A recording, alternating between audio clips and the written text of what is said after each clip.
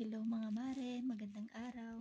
So, for today's video, may bago na naman akong tutorial na ituturo sa inyo. So, paano nga ba natin tanggalin ang watermark sa ating video na nanggagaling mula sa TikTok? So, gusto natin siyang i-upload sa Facebook, Instagram, etc. Kailangan natin siyang tanggalin yung watermark para iwas po sa violation, lalong-lalo na po kay Facebook.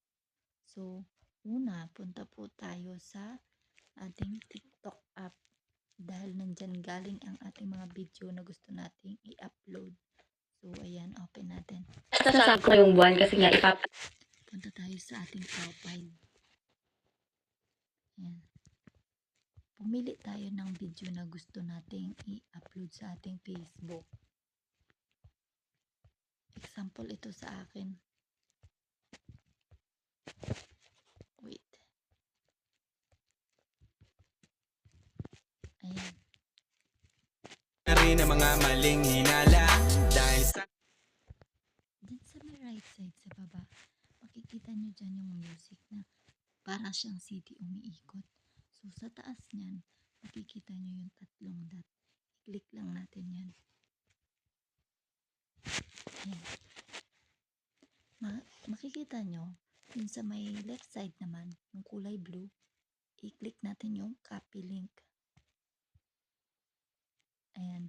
Dahil na-copy naman natin yung link ng ating video na gusto nating tanggalan ng watermark, punta naman tayo sa Google Chrome. So, ayan. Google Chrome app. I-search natin yung SSS TikTok. Tatlong S. Tapos word na TikTok. So, ayan. Dahil na-search ko na nga siya kanina bago mag-start. Ayan, i-click ko na lang siya. Ayan. Yung unang lumabas ng link, i-click natin. Open. Then, save TikTok video without watermark. So, dyan sa just insert a link. Dyan natin ipapaste yung link ng ating video na kinapi natin kanina. So, paste ko. Ayan. Dahil na-paste ko na, kailangan natin i-download na siya. Ayan, download.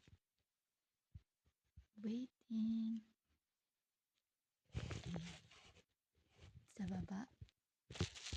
Dyan natin makikita ang without watermark. Ayan, i-click natin para mag-download na siya. Ayan, kita nyo, downloading na po siya. Ayan, kompleto na. Complete na po siya dahil downloaded na. I-open na natin. Ayan, kikita nyo po, wala na yung watermark sa ating video. So, pwede na natin siyang i-upload sa Facebook. So, ganun lang kadali, guys. So, salamat sa panonood.